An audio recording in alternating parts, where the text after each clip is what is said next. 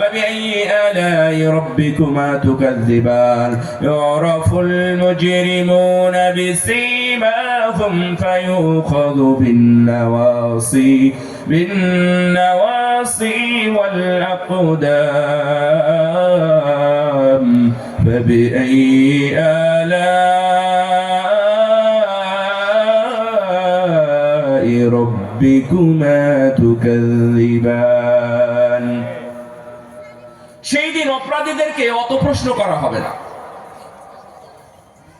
সেই দিন অপরাধীদেরকে অত প্রশ্ন করা হবে না, কারণ ও নিজেই অপরাধী হিসাবে নিজের পরিচয় তুলে ধরবে।